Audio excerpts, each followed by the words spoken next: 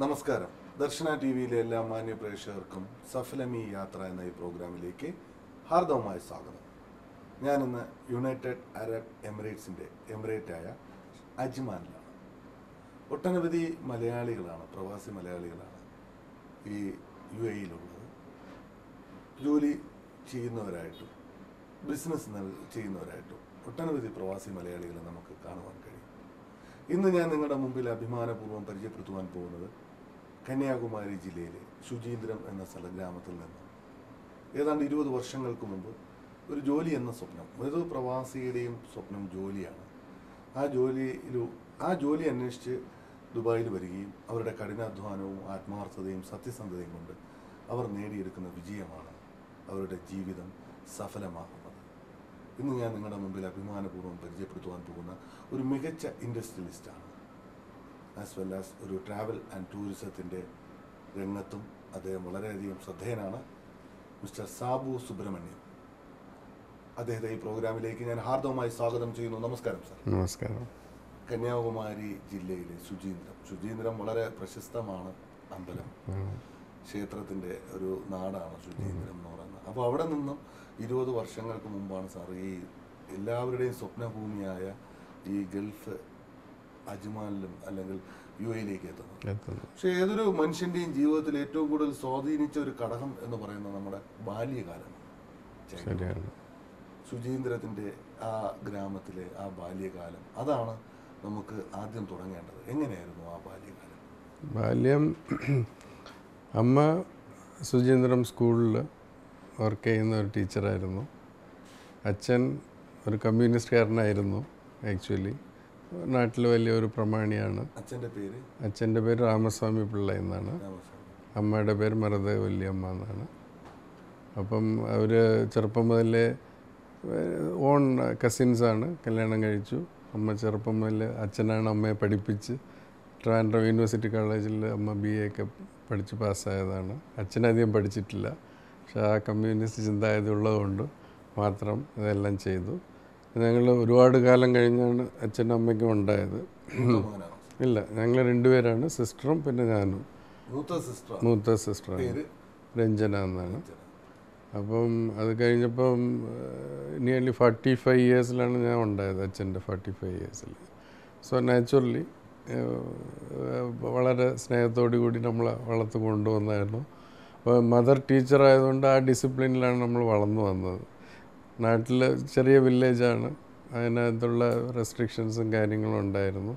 പിന്നെ family background, അത് കാരണം വളരെ വളരെ ഡിസിപ്ലിൻഡായിട്ട് വെളിയിൽ പോലും അധികം പോകത്തില്ല. വളരെ നമ്മൾ ചെറിയ ചെറിയ കാര്യങ്ങൾ ചെയ്താൽ പോലും വീട്ടിൽ ആ ന്യൂസ് ഉടനെ എത്തും. ചോദ്യം ചെയ്യുന്ന ഒരു പക്ഷേ വളരെ കെയറിംഗ് ആയിരുന്നു. ആണ്, ഓഫ് കോഴ്സ്, വളരെ വളരെ കെയറിംഗിലാണ് ഒരു പക്ഷേ ഇന്ന് കാണുന്ന സാബു സുബ്രഹ്മണ്യം എന്ന ഒരു ബിസിനസ്സുകാരനിലേക്ക് നമ്മൾ എത്തിച്ചേരുമ്പോൾ ഒരു പക്ഷേ നമ്മൾ ആ കെയർ ചെയ്യുന്നത്, അത് നമ്മുടെ റെസ്പോൺസിബിലിറ്റി, ഒരു ടീച്ചറുടെ മകൻ എന്നുള്ള ആ റെസ്പോൺസിബിലിറ്റിയാണ്. കാരണം മറ്റുള്ള കുട്ടികളുടെ മുമ്പിൽ നമുക്ക് കിട്ടുന്ന ആദരവ്, പിന്നെ ഒരു അച്ഛൻ ഒരു സാമൂഹിക പ്രവർത്തകൻ, രാഷ്ട്രീയ പ്രവർത്തകൻ, ഒരു സഖാവ്, കമ്മ്യൂണിസ്റ്റുകാരനായ രാഷ്ട്രീയ പ്രവർത്തകൻ. കാരണം രാഷ്ട്രീയം എന്ന് പറയുന്ന പണ്ട് കാലത്തെ രാഷ്ട്രീയത്തെക്കുറിച്ച് പറയുമ്പോൾ അരാജകത്വമില്ലാത്ത രാഷ്ട്രീയം മാത്രമായിരുന്നു അവരുടെ ജീവിതം. കറക്റ്റാണ്. കാരണം സമൂഹത്തിന് വേണ്ടി നന്മ ചെയ്യുന്ന ഒരു പ്രവർത്തന ശൈലിയായിരുന്നു രാഷ്ട്രീയം. കാരണം കുടുംബം പോലും മറന്നുകൊണ്ട് സാമൂഹിക പ്രതിബദ്ധത എന്നുള്ള കാര്യത്തിലേക്ക് ഇറങ്ങിത്തിരിക്കുന്ന ഒരു രാഷ്ട്രീയ നേതാക്കന്മാരുള്ള ഒരു കാലഘട്ടത്തിലാണ് അച്ഛനും പ്രവർത്തിച്ചത്. അപ്പൊ അങ്ങനെയുള്ള ഒരു കുടുംബത്തിൽ ജനിക്കുമ്പോൾ അഫ്കോഴ്സ് അതിന്റെ ഒരു റെസ്പോൺസിബിലിറ്റി ഒരുപാടുണ്ടായിരുന്നു. പക്ഷെ അത് വളരെ കൃത്യമായി നമുക്ക് പൂർത്തീകരിക്കുവാൻ സാധിച്ചു വിദ്യാഭ്യാസത്തിലൂടെ. സ്കൂൾ വിദ്യാഭ്യാസം എവിടെയായിരുന്നു? സ്കൂൾ കംപ്ലീറ്റ് +2 വരെ ശുചീന്ദ്രം സ്കൂളിൽ തന്നെയായിരുന്നു. അച്ഛന് വളരെ നിർബന്ധമായിരുന്നു, അമ്മ വർക്ക് ചെയ്യുന്ന സ്കൂളിൽ മോൻ പഠിക്കണം ഷുവറായിട്ടും, because it is a model. അപ്പോൾ നമ്മൾ അമ്മ വർക്ക് ചെയ്യുന്ന സ്കൂൾ വിട്ടിട്ട് അതിൽ കോൺഫിഡൻസ് ഇല്ല, വേറെ സ്കൂളിൽ കൊണ്ട് ചേർത്തു എന്നുള്ളത് വേണ്ടെന്ന് വെച്ചിട്ട് അവിടെ തന്നെയാണ് സ്കൂളിംഗ് കംപ്ലീറ്റ് നമ്മൾ അവിടെ തന്നെയാണ് ചെയ്തത്. +2 കഴിഞ്ഞിട്ട് ഓക്കെ, എല്ലാ പിള്ളേരെയും പോലെ തന്നെയാണ് നമ്മൾ പഠിത്തത്തിൽ ലാസ്റ്റൊക്കെ വന്നപ്പോൾ ചെറിയ കളിയും കാര്യങ്ങളൊക്കെ ആയതുകൊണ്ട് മാർക്ക് വന്നിട്ട് നിയർലി അബൌട്ട് 85-86% എനിക്ക് കിട്ടിയിട്ടുണ്ടായിരുന്നുള്ളൂ +2-ൽ. അത് കാരണം നമുക്ക് കണ്ടിന്യൂ ചെയ്യാനായിട്ട് അഡ്മിഷൻസിൽ കുറച്ച് ബുദ്ധിമുട്ട് വന്നു. സോ 1 ഇയർ എനിക്ക് ബ്രേക്ക് ചെയ്യേണ്ടി വന്നു.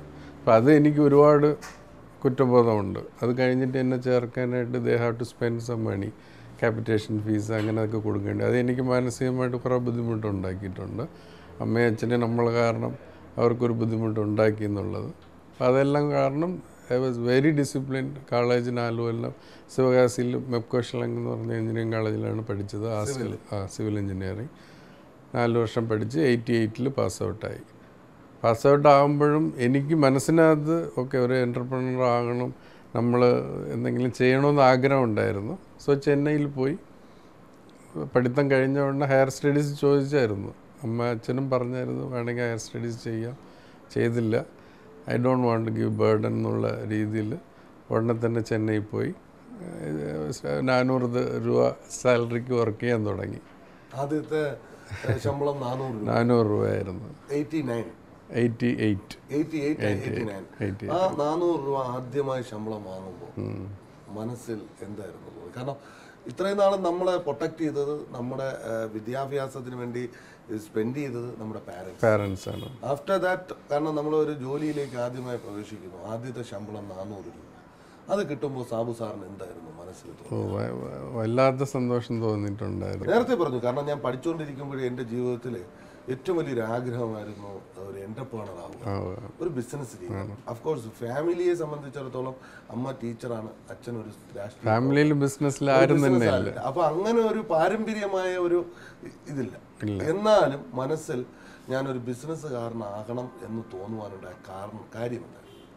കാരണം അങ്ങനെ ആരുമായിട്ട് അങ്ങനെ നമ്മൾ നോക്കിയോ കണ്ടോ എന്നല്ല, മനസ്സിൽ സ്വയം തോന്നിയ ഒരു കാര്യമാണ്. I want to do engineer ആകണമെന്ന് ആഗ്രഹം ഉണ്ടായിരുന്നു. അത് കഴിഞ്ഞിട്ട് then I wanted to be a businessman. അതിപ്പം മേ ബി ആദ്യമേ ചെറുതായിട്ടുണ്ടായിരുന്നു. പിന്നെ ചെന്നൈ പോയിട്ട് കുറേ പരിചയങ്ങളൊക്കെ ആയി. അവിടെ ഇരുന്നിരുന്നെങ്കിലും ഞാൻ ബിസിനസ്സിലേക്ക് വന്നതന്നെ. ആ ലെവലിൽ എത്തിയപ്പോഴാണ് കല്യാണം കഴിഞ്ഞ്. നേരത്തെ ഇപ്പോൾ ഫാദർ മദറിനൊക്കെ ഏജ് കൂടുതലായതുകൊണ്ട് 25 വയസ്സ് തികയുന്നതിന് മുമ്പ് കല്യാണം കഴിച്ചു. ട്രിവാൻഡ്രത്തിലിരുന്നാണ് വൈഫ്. കരമനയാണ് വീട്. വൈഫിൻ്റെ പേര് ശാന്തി വിജയ എന്നാണ്. അപ്പം കല്യാണം കഴിച്ച് ഞങ്ങൾ ചെന്നൈയിൽ 1 വർഷം ഉണ്ടായിരുന്നു. അത് കഴിഞ്ഞിട്ടാണ് നമ്മൾ ഗൾഫിലേക്ക് വരുന്നത്. എങ്ങനെയായിരുന്നു? കാരണം ഒരു സാധാരണ ഒരു പ്രവാസ ജീവിതം, ഞാൻ നേരത്തെ പറഞ്ഞു, ഒരു പ്രവാസ ജീവിതം ആരംഭിക്കുന്ന ഒരു സ്വപ്നങ്ങളാണ്. ഒരു ജോലി എന്നൊരു സ്വപ്നം. താങ്കളുടെ നേരത്തെ സ്വപ്നം ഒരു എന്റർപ്രണർ ആവുക എന്നുള്ളതാണ്. പക്ഷെ അതിനു വേണ്ടി തന്നെയായിരുന്നു ദുബായിലേക്ക് വരുന്നത്. ഓഫ് കോഴ്സ് അത് ഒരു കാരണമാണ്. പിന്നെ നമ്മളിപ്പോൾ ഫാമിലി ബാക്ക്ഗ്രൗണ്ട് നോക്കിക്കഴിഞ്ഞാൽ ഓക്കെ, ഫാമിലിയിൽ പ്രോബ്ലംസ് ഒന്നുമില്ല, എല്ലാവരും സെറ്റിൽഡാണ്, വെൽ ഓഫാണ്. ഞാൻ സിസ്റ്റർ മാത്രമേ ഉള്ളൂ, സിസ്റ്ററിൻ്റെ കല്യാണം. പക്ഷെ എന്നാലും I want to bring family little bit up. അപ്പോൾ അവരെ കുറച്ചുകൂടെ നല്ല നിലയ്ക്ക് എല്ലാവരും വരണം, എല്ലാവർക്കും കുറച്ചുകൂടെ ഹെൽപ്പ് ചെയ്യാൻ പറ്റണമെന്നുള്ള ഒരു തോന്നലുണ്ടായിരുന്നുകൊണ്ടാണ്. ഫാദറും അതേപോലെയാണ്. ഞാൻ ഇവിടെ എത്തുമ്പോൾ എൻ്റെ ഫാദറിന് 72 ഇയേഴ്സ്. അപ്പോൾ എല്ലാവരും നാട്ടിൽ സാധാരണ പറയുമല്ലോ, ഇത്ര വയസ്സായി ഒരു മോനല്ലേ ഉള്ളൂ, അവനെ അങ്ങോട്ട് അയക്കുന്നുണ്ടല്ലോ. അപ്പം എൻ്റെ ഫാദർ പറഞ്ഞ വാക്കാണ്, പുള്ളി പറഞ്ഞു, എൻ്റെ ജീവിതം എൻ്റെ മദറിൻ്റെ ഞങ്ങളുടെ ജീവിതം എല്ലാം ഏകദേശം ആയി, അവൻ്റെ ജീവിതം ഇപ്പോൾ തുടങ്ങുന്നതേ ഉള്ളൂ, let him go for his future എന്നാണ് പുള്ളി ആ ഒരു കറേജസ് തന്നു. പുള്ളിയുടെ സപ്പോർട്ടിൽ കൂടെ തന്നെയാണ് നമ്മളിവിടെ വന്നത്. നമ്മുടെ ഏതൊരു ജീവിതത്തിൻ്റെയും നമ്മളൊരു സക്സസ്ഫുൾ ലൈഫ് എടുത്ത് ഏത് പേഴ്സണാലിറ്റീസിൻ്റെയും നമ്മുടെ ലൈഫിൻ്റെ ബിഹൈൻഡ് അവരുടെ പാരൻസിൻ്റെ ഒരു സപ്പോർട്ട്. ഓഫ് കോഴ്സ് നമ്മുടെ ജീവിതത്തിൽ ഏറ്റവും കൂടുതൽ സ്വാധീനിച്ച വ്യക്തി ആരാണെന്ന് ചോദിച്ചാൽ ടീച്ചറായ അമ്മയും രാഷ്ട്രീയ പ്രവർത്തനായ അച്ഛനാണ്. എന്തൊക്കെ ക്വാളിറ്റീസാണ് സാബു സാർ അവരിൽ നിന്ന് അഡോപ്റ്റ് ചെയ്തിട്ടുള്ളത്? അമ്മയുടെ എന്താണെന്ന് വെച്ചാൽ ഞാൻ ഇപ്പോൾ പറയുന്ന പോലെ കടം വാങ്ങിക്കരുത്, അത് അമ്മയുടെ അടുത്ത് നിന്ന് പഠിച്ച കാര്യമാണ്. അമ്മ സാലറി വാങ്ങിക്കും, വീട്ടിൽ ഇത് കാര്യങ്ങളൊക്കെ അമ്മയാണ് നടത്തുന്നത്. ഫാദർ ഇങ്ങനെയാണല്ലോ. അപ്പം പുള്ളി വളരെ ഒരു നല്ല മനുഷ്യനാണ്, എല്ലാവർക്കും ഹെൽപ്പ് ചെയ്യുന്ന ആളാണ്, അങ്ങനെയൊക്കെ ഉണ്ട്. പക്ഷെ അമ്മയാണ് ഫാമിലി റൺ ചെയ്തത്. അച്ഛൻ്റെ അടുത്തെന്ന് പറഞ്ഞത് ഹെൽപ്പ് ചെയ്യണം, എല്ലാവർക്കും ഫ്രീ ആയിട്ട് നമ്മളെ കൊണ്ട് ചെയ്യാൻ പറ്റുന്ന കാര്യങ്ങൾ ചെയ്തു കൊടുക്കുക. ഓഫ് ക്യാമറയിൽ താങ്കൾ എന്നോട് സംസാരിച്ചൊരു കാര്യം, നമുക്ക് എംപ്ലോയ്മെന്റ് എത്ര കൂട്ടാൻ പറ്റുമോ ഒരു ജോലി കൊടുക്കുക എന്നുള്ളതാണ് എൻ്റെ ഏറ്റവും വലിയ ആഗ്രഹം. കാരണം അതിന് ആഫ്റ്റർ ദാറ്റ് നമുക്ക് റിസൾട്ട് ഇൻകം കിട്ടുന്നുണ്ടെങ്കിൽ കിട്ടിക്കോട്ടെ, എന്നാലൊരു ജോലി കൊടുക്കും. ഒരു പക്ഷേ അതൊക്കെ അച്ഛനിൽ നിന്നായിരിക്കും കിട്ടിയത്. ഒരു സോഷ്യൽ കമ്മിറ്റ്മെന്റ് ആണത്. സോഷ്യൽ കമ്മിറ്റ്മെൻറ്റ് അച്ഛൻ്റെ അടുത്തും ഉണ്ട്. പക്ഷേ ഇത് ഈ എംപ്ലോയ്മെൻറ്റ് കൊടുക്കണം, ക്വാളിറ്റി എംപ്ലോയ്മെൻറ്റ് നാട്ടിൽ ചെയ്യണമെന്ന് വരാൻ കാര്യം അത് എൻ്റെ സഫറിങ്സ് കാരണമാണ്. ഞാനിപ്പം ഇവിടെ എത്തിപ്പെട്ടതിന് ശേഷം ഇവിടെ ഒരു ലോക്കൽ കമ്പനിയിൽ വർക്ക് ചെയ്തു, കൺസ്ട്രക്ഷൻ ലൈനിൽ ആദ്യമായിട്ട് ഒരു ലോക്കൽ കമ്പനി ആണ്. അപ്പോൾ അവിടെ കൺസ്ട്രക്ഷനിൽ അപ്പോൾ അതിൽ കയറിയപ്പോൾ ഉള്ള ഒരുപാട് ബുദ്ധിമുട്ട് എനിക്ക് വന്നിട്ടുണ്ട്. പോളിസിയാണ് എല്ലാത്തിലും പ്രോബ്ലം. നമ്മൾ കടം മേടിക്കത്തില്ല. ഇപ്പം എൻ്റെ ബ്രദറിനെല്ലാം അവിടെ ഉണ്ട്, പുള്ളിയാണ് എന്നെ ഇവിടെ കൊണ്ടുവന്നത് തന്നെ. ആദ്യം വിസിറ്റ് വിസ എടുത്തിട്ട് നമ്മൾ വന്നത്. പിന്നെ അവരുടെ അടുത്ത് പോലും ഞാൻ കടം എന്ന് പറഞ്ഞ് ചോദിക്കാറില്ല. അതുകൊണ്ട് ഈ ഗൾഫിൽ വന്നിട്ട് ഭക്ഷണം കഴിക്കാൻ കാശില്ലാതെയൊക്കെ ഇരുന്നിട്ടുണ്ട് അന്ന് ഒരുപാട് സമയത്ത്. ആരോടും വേണമെങ്കിൽ അവരറിഞ്ഞാൽ ഇവിടെ അറിഞ്ഞുകൊണ്ട് തരാൻ പറ്റുന്ന ആൾക്കാർ നമുക്ക് ഉണ്ടായിരുന്നിട്ട് പോലും നമ്മൾ വാങ്ങിക്കാറില്ല. ഇപ്പോഴും ഞാൻ പറയാറുണ്ട്, ഒരു ഇറാനി ഡ്രൈവറും ഞാനുമാണ് സൈറ്റ്സിലൊക്കെ പോകുന്നത്. ഞങ്ങൾ രണ്ടുപേരും 50 ഫിൽസ് ഉണ്ടെങ്കിൽ ഒരു ബ്രെഡ് വാങ്ങിച്ച് ഞങ്ങൾ ഷെയർ ചെയ്ത് കഴിച്ചിട്ട് ഇരുന്നിട്ടുണ്ട് അന്ന് കാലത്ത്. അങ്ങനെ ഒരുപാട് സമയം. അപ്പം സാലറീസ് അതേപോലെ തന്നെയാണ്. എനിക്ക് സാലറി കിട്ടുന്നത് 500 രൂപ തരും, 500 ദിർഹംസ് തരും. പിന്നെ ചിലപ്പോൾ 15 ദിവസം കഴിച്ചിട്ട് 100 ദിർഹം തരും. മന്ത്ലി സാലറി ഒന്നും കിട്ടാറില്ല അന്ന്. അപ്പോൾ അതെല്ലാം എൻ്റെ മനസ്സിലെപ്പോഴും ഉണ്ട്. അപ്പോൾ എൻ്റെ കമ്പനിയിൽ ഞാൻ ചെയ്യാൻ കാര്യം അതാണ്. എല്ലാവർക്കും എല്ലാം കൊടുക്കുന്നത്, മെഡിക്കൽ ആയാലും ശരി, നമ്മളെല്ലാ സൗകര്യങ്ങളും ചെയ്തു കൊടുക്കുന്നത് അതുകൊണ്ടാണ്. അപ്പോൾ എനിക്ക് ഇതൊന്നും കിട്ടിയിട്ടില്ല. എൻ്റെ ഒരു എംപ്ലോയ്മെൻറ്റ് പീരിയഡിൽ എനിക്ക് ഇതൊന്നും കിട്ടിയിട്ടില്ല. എത്ര വർഷക്കാലമായിരുന്നു ആ എംപ്ലോയ്മെൻറ്റ് പീരിയഡ്? ഇത് സിൻസ് 93 മുതൽ 2002 വരെ, 2001 വരെ, 2001, 2002 വരെ 9 years. ഒരേ കമ്പനി തന്നെയായിരുന്നു? അല്ല 2-3 കമ്പനിയിൽ വർക്ക് ചെയ്തു. കൺസ്ട്രക്ഷൻ കമ്പനിയിലും അല്ലാതെയും ആണ്. അത് കഴിഞ്ഞിട്ടാണ് ബിസിനസ് സ്റ്റാർട്ട് ചെയ്യുന്നത്.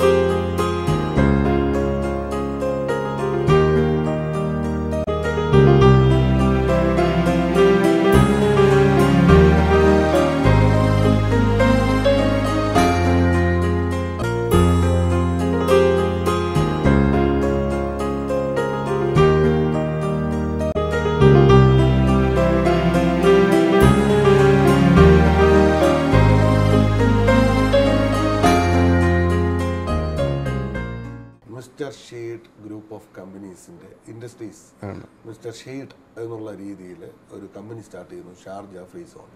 ഷാർജ ഫ്രീ സോണിലല്ല, ഇതൊന്നും ഒരു ഓൾറെഡി എക്സിസ്റ്റിംഗ് കമ്പനിയായിരുന്നു. സൗത്ത് ആഫ്രിക്കൻ ഒരാൾ നടത്തിക്കൊണ്ടിരുന്നത്. ഇപ്പോൾ US ലീവിങ്. അപ്പോൾ അതുകൊണ്ട് നമ്മൾ ടേക്ക് ഓവർ ചെയ്തു. ഞാനും മോറിസ് എന്ന് പറയുന്ന ഒരു വ്യക്തിയും.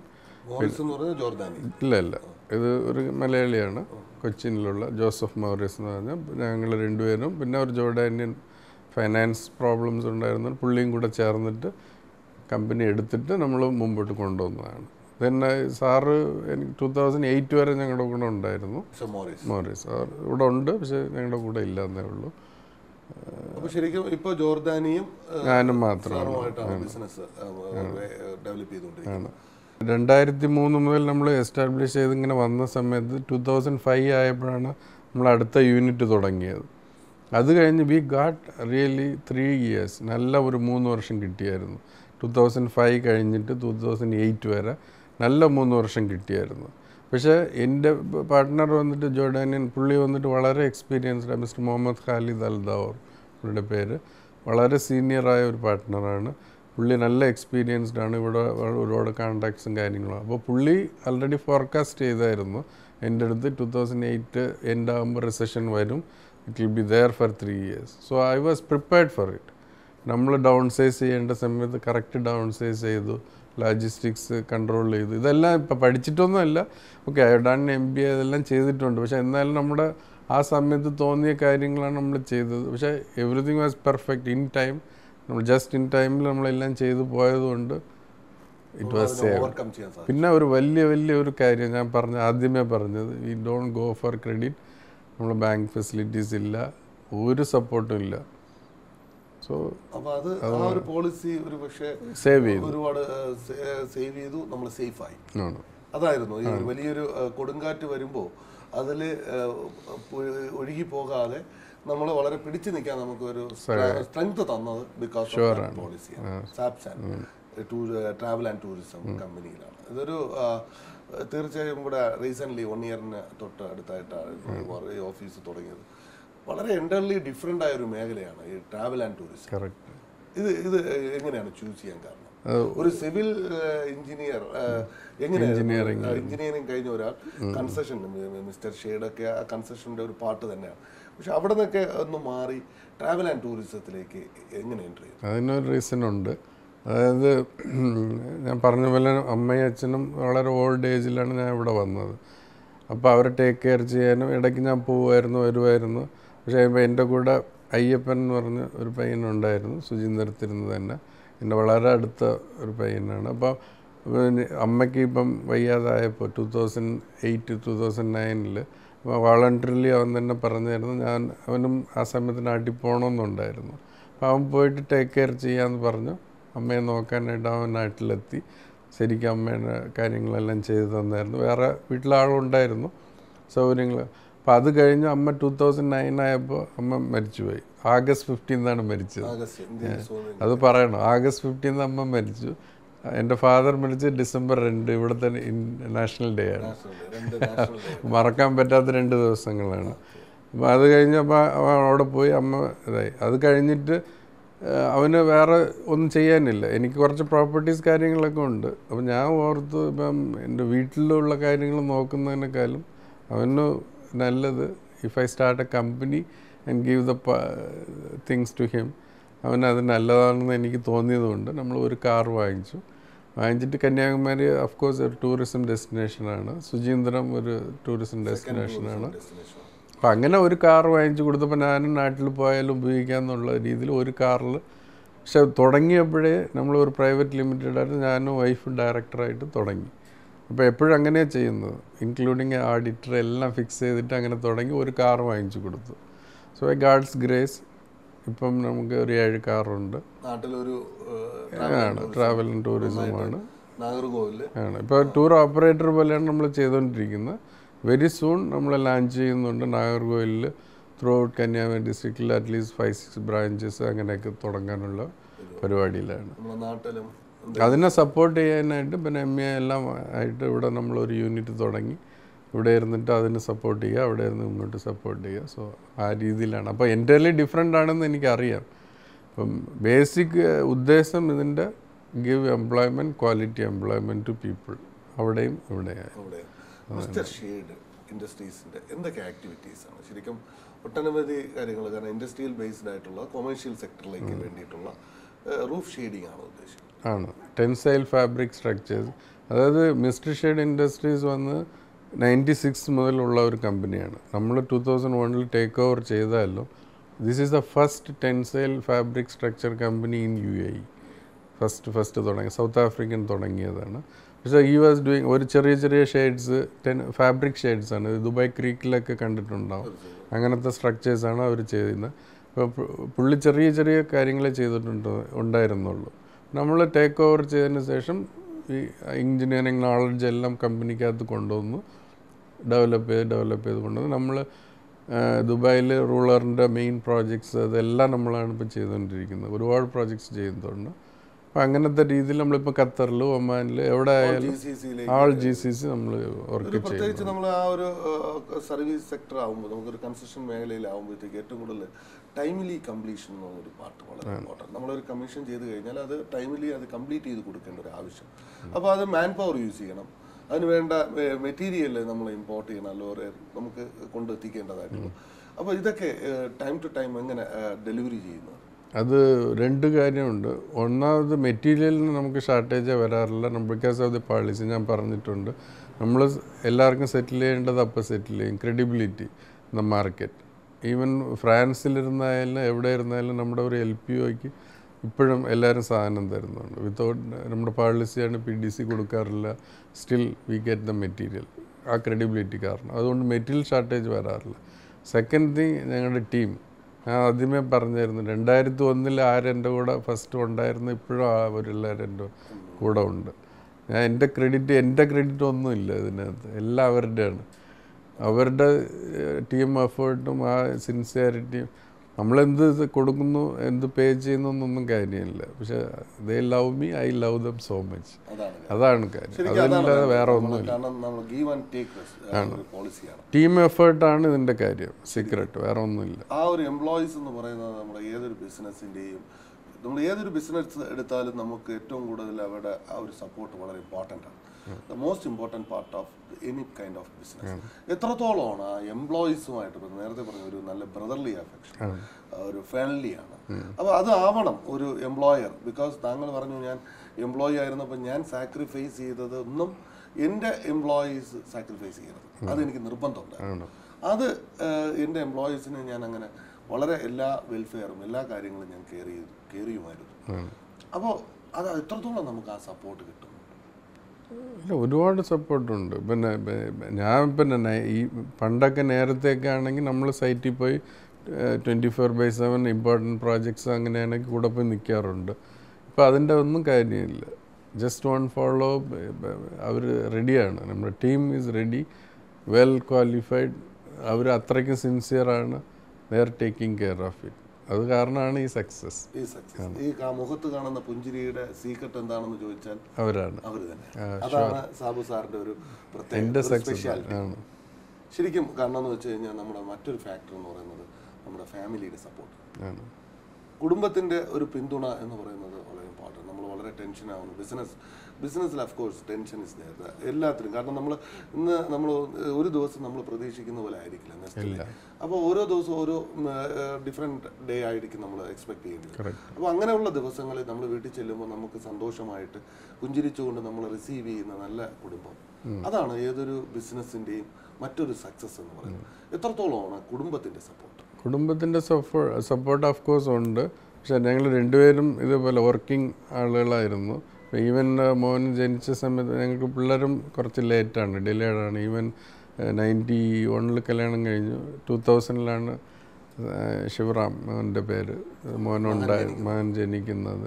വൈഫ് ലാബ് ടെക്നീഷ്യനാണ്, ഖലീഫ ഹോസ്പിറ്റലിൽ സിൻസ് 97 വർക്ക് ചെയ്യുന്നുണ്ട്. അവിടെ സീനിയർ സ്റ്റാഫാണ്.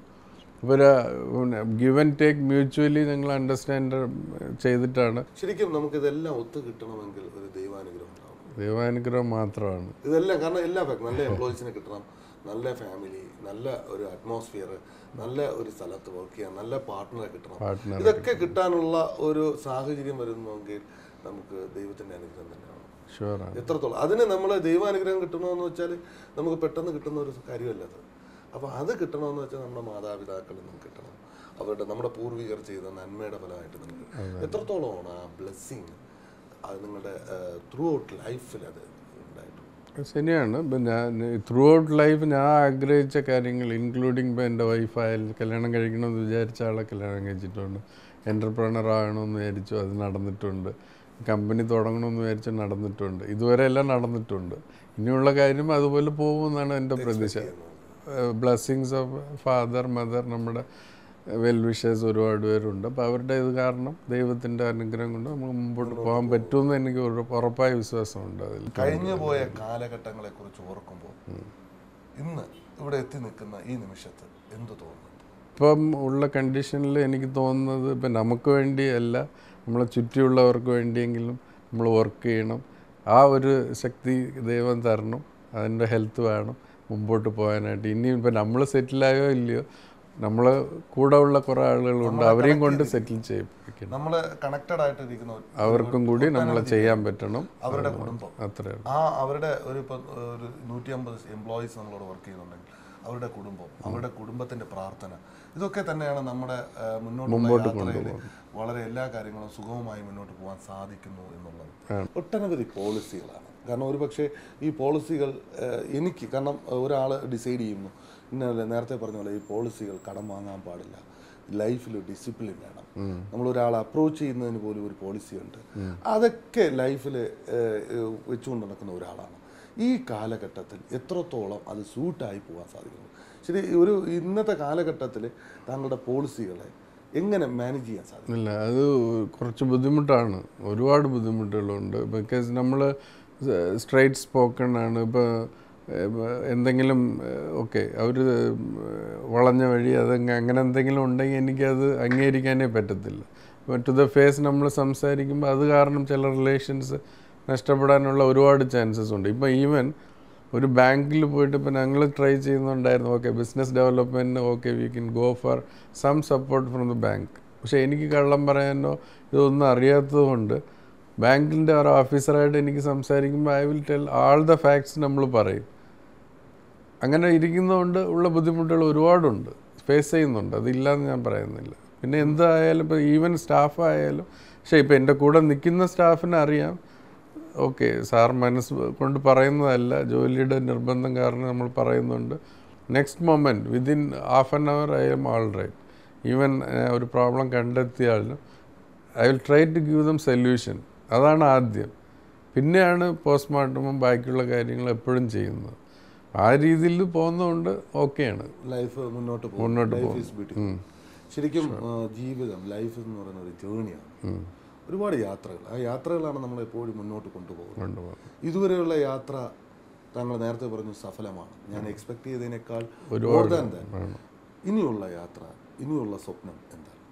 ഇനിയുള്ള സ്വപ്നം ആണ് ഇനിയൊരു 10 years ഇവിടെ എല്ലാം ചെയ്യണം ഷുവറായിട്ടും. അതുകൊണ്ട് ട്രാവൽ ഏജൻസി ഈ ബിസിനസ്സൊക്കെ കുറച്ചുകൂടെ ഡെവലപ്പ് ചെയ്യണം.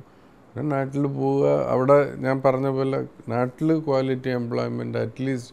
അതുകൊണ്ടാണ് ഈ ടൂർ ഓപ്പറേറ്ററായിട്ട് അവിടെ വർക്ക് ചെയ്യണമെന്ന് പറയുന്നത്. ബിക്കോസ് ലോങ് ടേമിൽ കുറേ ആളുകളെ നമുക്ക് സപ്പോർട്ട് ചെയ്യാം. ഡ്രൈവേഴ്സ് ആയാലും ശരി, അവരുടെ ഫാമിലീസ് ആയാലും ശരി, അങ്ങനെ സപ്പോർട്ട് ചെയ്ത് കൊണ്ടുപോകാൻ പറ്റും. അതെല്ലാം ചെയ്യാൻ പറ്റണം, അത്രേ ഉള്ളൂ. വേറെ വലിയ ആഗ്രഹങ്ങളൊന്നും ഇല്ല. വേറെ ഇതുപോലുള്ള വലിയ ആഗ്രഹങ്ങളല്ലാത്തതാണെങ്കിൽ പോലും നല്ല കാര്യങ്ങളാണ്. കാരണം നാട്ടിൽ പോയി ഒരുപാട് പേർക്ക് എംപ്ലോയ്മെൻറ്റ് കൊടുക്കുക, ഒരുപാട് പേരെ നമ്മൾ ഒരു വലിയ സ്ഥാപനത്തിൻ്റെ കീഴിലേക്ക് വർക്ക് ചെയ്യുന്നത് നമുക്ക് കാണുവാൻ കഴിയുന്നതിന് ഏറ്റവും വലിയ കാര്യമാണ്. ഇതിൽ ഒരു കാര്യമുണ്ട്, എനിക്ക് ഇപ്പോൾ ഫ്രീ ആയിട്ട് ചാരിറ്റി ചെയ്യാം, അതെല്ലാം ഓക്കെയാണ്. പക്ഷേ എനിക്കതിൽ അത് എഗെയിൻസ്റ്റ് അല്ല, എനിക്കതിൽ വലിയ താല്പര്യമില്ല. അപ്പോൾ അവർക്ക് ഒരു ജോലി നമ്മൾ കൊടുക്കാൻ പറ്റുവാണെങ്കിൽ ജോലി ചെയ്തിട്ട് ലെറ്റ് ദം ഏൺ, അതാണ് ഇതിലും നല്ലത്. ഇപ്പം നമ്മൾ അവർക്കും ഒരു ഫീലിംഗ് ഇല്ല, നമുക്കും അവരും ഹാപ്പിയാണ്, നമ്മളും ഹാപ്പിയാണ്. അപ്പോൾ അവർ ജോലി ചെയ്തിട്ട് അവർ അതാണ് ഏറ്റവും നല്ലത്. അങ്ങനെ ഒരു സാഹചര്യം ഉണ്ടാക്കാൻ ശ്രമിക്കുന്നത് തന്നെ ഏറ്റവും വലിയ മനസ്സിൻ്റെ ഉടമയാണ്. വളരെ സന്തോഷം. തിരക്കേറിയ ഈ സമയത്ത് നാളെ ഒരു യാത്ര തിരിക്കുകയാണ് നാട്ടിലേക്ക്. ഈ സമയത്തും ഞങ്ങൾക്ക് വേണ്ടി ഇങ്ങനെ ഒരു സമയം കണ്ടെത്തിയതിൽ ഒരുപാട് നന്ദി. Thanks a lot. Okay, thank you.